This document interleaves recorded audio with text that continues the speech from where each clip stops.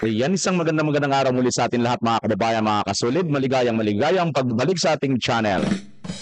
Ito na mga kababayan, ang atin yatang pinakahihintay. Mukhang ang mga members na po mismo ng INC pala, sorry. ICC kasi yung sumisingit eh. Ang mga members po ng INC ang kahasa na po mga kababayan na bumibira or bumabatigos na nga po dito kay BBM or si Kuting. Kung kaya't mukhang nagmadali po yung dalawa. Si Smugs at saka itong si Kuting. Abay, come to the kaagad, headquarters ng INC. Dahil mukhang mga kababayan ay natataranta na po sila. At kitang-kita na po ngayon mukhang dito nagpapakita talaga na hindi nila kaya yung INC at hindi nila kayang gawin yung ginawa nila sa KOJC dito sa INC. Dito mga kababayan, so nagpapakita lang sila ng kahinaan dito sapagkat mayroon pala sila noon sa kabila ng itong si Tambaluslos ay napakalakas, no? Mga kababayan, malakas lang naman po siya dyan sa kanyang mga nasasakupan. Himod-pud sa kanya kasi itong mga Tambaluslos niyang mga alipores. Diba mga kababayan? So, wala tayong magagawa. Kanina na yan, himod-himurin na lang po ito ni dyan. Anyway mga kababayan, ang pagbisita po nitong ni Butod at Kuting, medyo may kakaiba po itong napapansin ng taong bayan sapagkat mukhang biglaan naman ata. Mukhang kung kailan nararamdaman na ng taong bayan. Pati si Tunying, di ba? May narinig na tayo nung kay Tunying na medyo hindi na rin masyado ganong di ba? Close kayo dati, di ba? Nai-interview pa nga yan ni di ba? Ni Cute. Kilala niyo si Cute? Kilala niyo, di ba? O, kilala niyo yun. Comment niyo kung kilala niyo si Cute. Anyway, mga kababayan, yung isa pa dito, yung pambatikos talaga ito harap-harapan. At talagang pahiyang-pahiya sila rito. At nararamdaman po nila mismo po dyan sa estasyon ng INC. Pero panoorin muna natin ito mga kababayan, yung napakalayo po talaga ng mga leader, no? Yung discrepancy ng dalawang leader ito. At lalo naman po dito sa leader natin ngayon, na leader po ng mga bangag, Tambaluslos. Panoorin po muna natin itong maigsi lang naman po itong video na ito mga kababayan. Go ahead. May Reno Pomanin sa Committee on Health po. Nagsimula po ang pagtutok ko sa dengue sa Pilipinas matapos kong matanggap ang memo ni Secretary Ike Ona dated 23 na Agosto taong 2010. I'd like to thank the committee for inviting me para once and for all malaman natin ang totoo. So, I would like to request sa inyo na huwag ninyo akong ituring president or kaibigan. Treat me as a witness and tignan natin kung lalabas yung totoo. Grabe mga kababayan, Ibang klase itong si Tatay Digong. Napaka-strong talaga ang kanyang mensahe dito sa harapan ng mga senador. Dito makikita nyo kaagad mga kababayan ang malaking pagkakaiba nito pong mga nagdaang leader at ito nga po ngayon si Pangulong Duterte, di ba? Diyan pa lang mga kababayan, kitang-kita na talagang itong Duterte ay mayroon pong tunay na pagmamalasakit kung ano po talaga ang totoo. Kasi matapang po niyang hinarap sa kabila ng despite ng kanyang kahirapan na po maglakad, di ba? Pero hinarap pa rin po niya ito. Samantalang ito naman si Kuting, mga kababayan. Ayaw ko ba dito? Dapat ipatawag doon sa kanan yung confidential fund niyan, katulad kay BP Inday. Tanungin din kung saan dinadala mga convey fund nila, di ba? Sige, tuloy natin. So, with your permission, At maraming salamat po sa inyong lahat for inviting me. I'd like to start. My mandate as President of the Republic was to protect the country and the Filipino people. Tignan natin mga kababayan. Nakaka-proud na mayroon tayong Pangulong ganyan. Alam na alam niya yung kanyang mandato na ano yun? Protektahan ang mga Pilipinong people. Di ba? Do not question my policies because I offer no apologies, no excuses. I did what I had to do. And whether you believe it or not, I did it for my country. Yun, mga kababayan, palakpak uli. Whether you like it or not, I did it for my country. Oh, di ba? Ay, yung iba dyan, I did it. Saan? Para sa kanilang mga bulsa. Oh, halatang halata naman eh, di ba? Tingnan nyo ito mga kababayan. Dito nabuking kayo. Sino yun? Bago lumabas ng bansa. Grabe naman. Oo, ang katunayan niyan, ngayon pa lamang, ito po ay nasa ano na ha?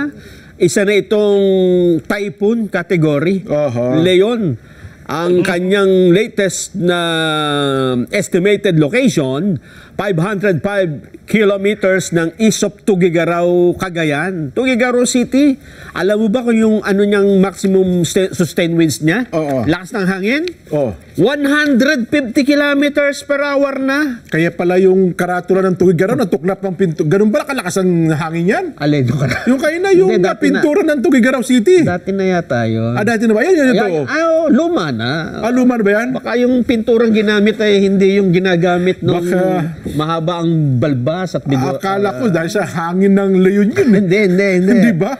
Oo. At ang kanyang bugso, 185 kilometers per hour. Malapit na. Malapit na nga mag-super typhoon Kasi yan. oras na maging 200 ito, Jen. Oo. Nako, super typhoon na yan. Ha? Nako po. Yan po ang nangyari ngayon. Nangyayari ha. At yan po inaantabayanan ng ating mga reporters at correspondent. Mag-antabay lang kayo. Kasi bago pa man manalasa itong bagyong Leon, Oo. meron na hong bagyo na nalasa naman sa Senado kahapon. Mga kababayan, mayroon na po lang bagyong nanalasa sa Senado kahapon. Ano ba yung bagyong nanalasa sa Senado kahapon, mga kababayan? Ay, ibang klase talaga, no ho? Yung napanood nyo kanina, di ba? Yung strong. Ano ba yan? Tuloy natin. Super typhoon. Pero bago mo lang ilipat yan, Nelson, yung Oo. punto na yan, ha? Oo. Makagandahan na lamang, mabuti-buti, ang Pangulo ko ay Oy. pumunta ng Batangas kahapon. Anong ginawa? Uy, mga kababayan, ang Pangulo ko. Wait lang. Wait lang, mga kababayan. Sino ba narinig nyo? Sino bang Pangulo natin ngayon, mga kababayan? Di ba yung Pangulo natin supposed to be itong si BBM? Bakit? Nakita niyo bang pumunta sa Batangas kahapon si BBM? Mukhang hindi naman, di ba?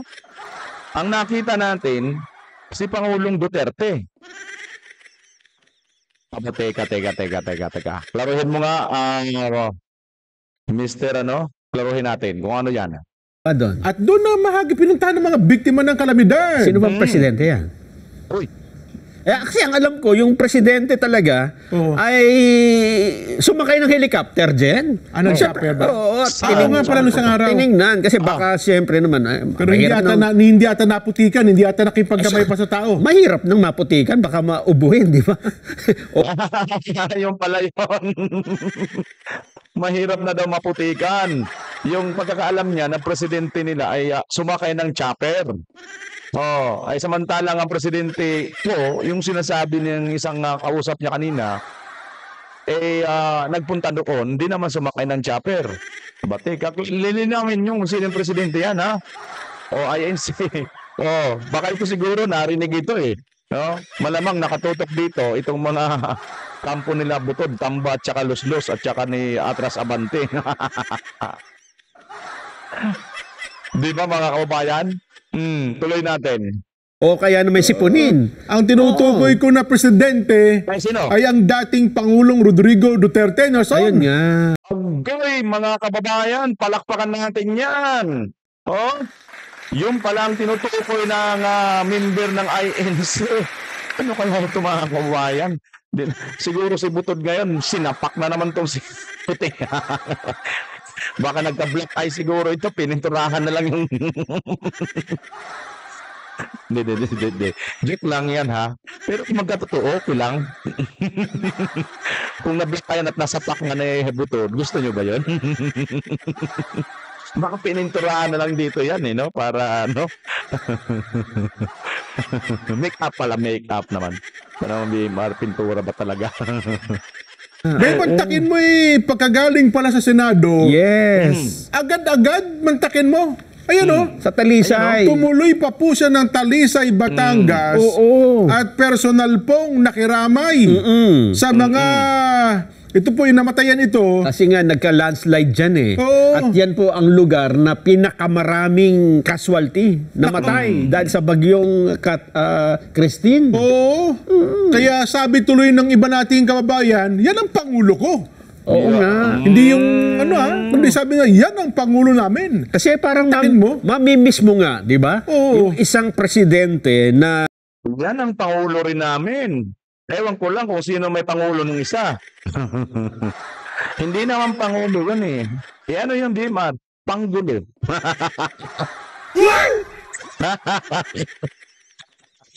Panggulo lang yun. Diba? Sige nga, tama bang pangulo yun? Pangulo ba yun? Laging nasa huli. Nasa likod lang yun ni Bangag Ice ni Butod. Hanapin mo nandun sa mga party-party lang eh. Pangulo yun. Doon sa mga party, sa mga kung ano-ano mga kalayawan dyan, yun, sa mga concert, yan. Pangulo yan. Pero dito sa Pilipinas, sa mga Pilipinong ordinaryo, panggulo yan. Tama, hindi? Comment kayo, mga kaubayan. Babasahin natin yan, ha? basta may nangyaring ganyan, una, mararamdaman mo yung kanyang presence. Totoo diba? naman. Tama naman talaga yun. At hindi lang yan, personal talagang pumupunta, lalo na kung may namatayan ganyan karami.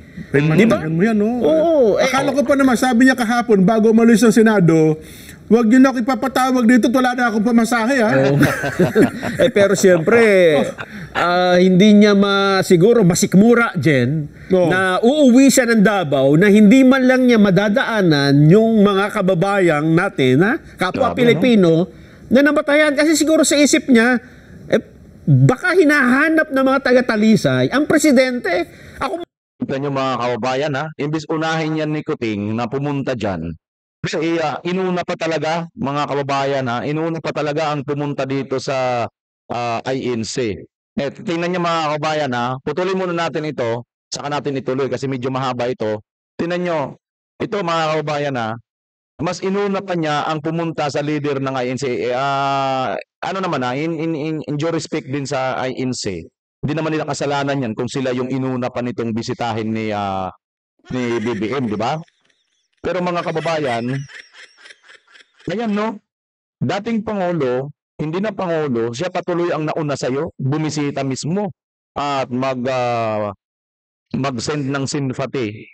Sympathy talaga, dyan mismo sa mga naulila, no, namatayan itong mga tinamaan po ng matinding bagyo dyan sa Batangas. Pero ikaw, anong inuna mo? Saan ka muna nagpunta? At ayon mo nga dito sa mga ito, nag-chopper ka pa. Tingnan nyo mga kababayan ito. Kaya siguro sila, inuna muna nila ito kasi ito yung leader nga ng INC. Di ba? Sa pag-aakala siguro, teka, pagka nagkausap na namin itong leader, itong mga tauhan o mga member, hindi na magsasalita. Di ba? Ganon siguro ang expectation nito. Tama mga kababayan? Pero tingnan nyo kung gano'n ang in-expect niya, baka nagkakamali siya kasi nauna na dyan. Sino? Si Congressman Marcolita, di ba? Hindi na nila kayang hawakan yan. At titingnan natin kung ang ginawa nila kay Teves, kay Pastor Kibuloy at sa INC, kay OJC, magagawa rin nila rito. Mukhang I doubt, di ba? Kasi sila pa nga yung pumupunta eh. Tingnan natin mga kababayan, ang pagpunta, nataranta na siguro ito, kaya inuna na nila. Instead na magpunta dito sa mga namatayan, di ba? Nag-courtesy call rin ngayong araw si Pangulong Marcos Jr. sa tanggapang Kita nyo, nag-courtesy call rin ngayon. Di ba? Parang nakisabay ka na lang sa Agos ang Pangulong Duterte, nauna na dyan nung pang nakarang araw. pangkalahatan ng Iglesia ni Cristo dito po sa lungsod ng Quezon. Personal na ipinarating ng Pangulo ang kanyang pagbati sa tagapamahalang pangkalahatan ng Iglesia ni Cristo, ang kapatid ni Eduardo V. Manalo. Detalye mula kay Weng de la Fuente. Personal na bumisita si Pangulong Ferdinand Bongbong Marcos Jr. sa Central Office ng Iglesia ni Cristo na matatagpuan sa Quezon City. Dumating ang presidente sa Central Office kaninang hapon kasama si First Lady Liza Araneta Marcos at panganay na anak na si Ilocos Norte Congressman Sandro Marcos. Ito na ang pangalawang pagkakataon na bumisita si Pangulong Marcos mula nang maluklok sa pwesto. Malugod na bang hinarap? Sa inyo mga kababayan, pangalawa pa lang. Mula nang maupo, mula nang maging presidente, pangalawa pa lang. Samantalang ang Pangulong Duterte ay halos taon kasama si BP Inday. No? Ito, ngayon pa lang, pangalawa pa lang. Kung hindi pa siguro may mga ganitong pangyayari, baka hindi na ito bumisita, di ba? Tama mga kababayan, hindi. 22, nanalo siya, 23, 24 na nga. Dapat pangatlo na sana, di ba? Kita nyo, mga ANC, alam nyo na. Ang Pangulo ng tagapamahalang pangkalahatan ng Iglesia ni Cristo, ang kapatid na Eduardo V. Manalo. Muling nagpahayag ng pasasalamat si PBBM sa kapatiran ng Iglesia ni Cristo sa suportang ipinagkakaloob ng INC sa kanyang liderato bilang presidente ng Pilipinas. Kumpiyansa si Pangulong Marcos na patuloy na magiging katuwang ng kanyang administrasyon ang Iglesia ni Cristo sa mga proyektong makatutulong sa kapakanan ng taong bayan. Isa na rito ang paglingap sa mga kababayan nating nangangailangan ng tulong lalo na sa panahon ng mga kalamidad na nararanasan sa bansa. Ang Iglesia ni Cristo ay patuloy na kaagapay ng gobyerno hindi lamang sa panahon ng kalamidad kundi maging sa mabubuting hangarin para sa mamamayang Filipino. Samantala, bukod sa pagbibigay pugay sa Iglesia ni Cristo, ay personal na ipinabot din ng Pangulo ang kaniyang pagbati sa kaarawan ng tagapamahalang pangkalahatan ng Iglesia ni Cristo, ang kapatid na Eduardo V. Manalo, sa darating na October 31 ng taong ito. Ngayong taon ay ginugunita rin ng 15 taon ng matagumpay na pamamahala ng ka Eduardo V. Manalo sa buong Iglesia ni Cristo sa buong mundo. Kamakailan ay tiniyak naman ng kapatid na Edwil Zabala, tagapagsalita ng INC, na nananatiling sumusuporta ang Iglesia ni Cristo sa mabubuting programa para sa kapakanan ng mamamayan. Nananatili namang sila ang mga leader ng ating bayan. Kung may mabubuting proyekto, susuporta ang Iglesia ni Cristo sa kapakinabangan ng mga kababayan natin. Weng de la Fuente. Kababayan, narinig nyo? Kung mayroong mabubuting proyekto, susuporta ang INC. Paano kung wala? Paano kung wala? Ay di wala rin kayong nakukuhang suporta sa mga INC. Yari. Kaya siguro mga kababayan, nakapunta na kagad itong si Butod, no? Punta na kaagad doon dahil mukhang naninilikado eh. Yan pa naman si Tambang isusunod natin na Prime Minister. Teka, mukhang hindi natin makukuha yung boto ng mga INC. Wala na tayo sa sa QOJC. Sinira na ni Diwatori yun. Kaya wala na tayong aasahan doon. Dito na lang tayo sa INC. Ay paano yan ngayon? Nagsalita rin yung INC. Kung mayroon kayong magandang mga programa, mananatili, no? Kung magaganda ang ginagawa ninyo. Mayroon ba? Ang tanong. Tingnan nyo nga, ano bang programa ninyo may pagmamalaki? Programa nyo yung pagmalaki? Bininta nyo yung ginto ang reserve ng gintong reserve ng Pilipinas? Oh, yung Maharlika Investment 500 billion funds, nasaan? Ha? May pagmamalaki nyo ba yon sa INC? Oh, yung 5,500 flood control projects. Nasaan? Nasaan yung nilagay ang pera doon?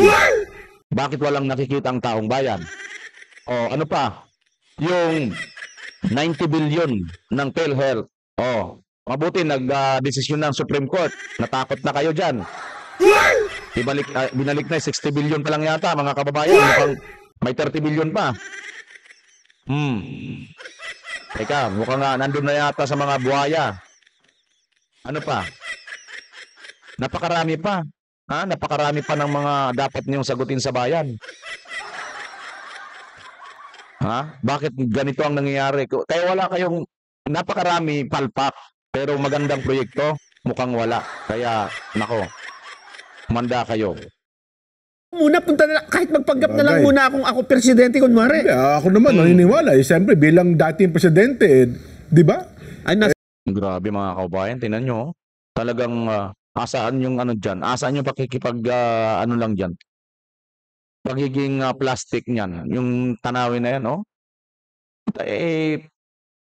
medyo may pagkaano rin yan dahil, di ba, syempre, matanda na si Pangulong Duterte. Sabagay, naka-face mask siya.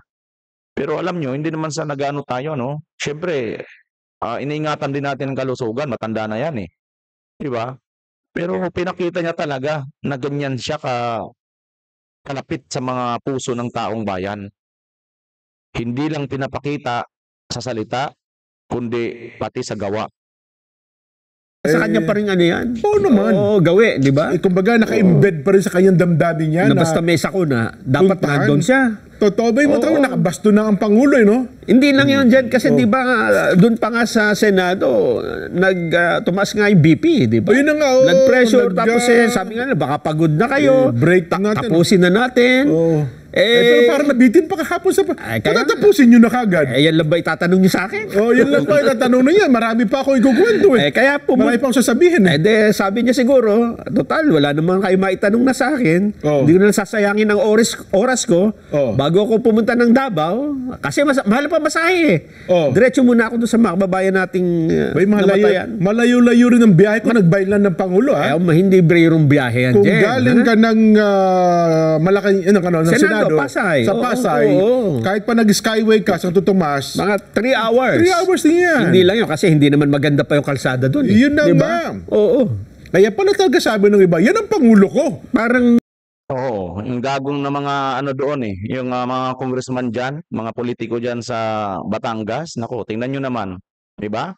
Kaya may AX dahil kay Speaker, kaya may tupad dahil kay Speaker, kaya bumabahang ayuda dahil kay Speaker. Raulo, talagang Puro Speaker. Puro ganun ang ano niya Pero ang kalsada nila, kaya lubak-lubak dahil kay Speaker. Di ba? Ganun niya lahat Ganyan ang nangyayari dyan sa Hindi, real talk na lang talaga ito. Pumunta kayo ng Batangas. Oo, pumunta kayo. Kikita niyo talaga mga rapod dyan. Napakarami. Madalas tayo napapadaan dyan Ay, naku naman na-miss nila ang presidency ng dating Pangulo, no? Pangulong Duterte. Lalo na nung una niyang makita, bago pa yung sa Talisay, doon pa lang sa pagharap ng dating Pangulong Duterte sa Senado, mararamdaman mo na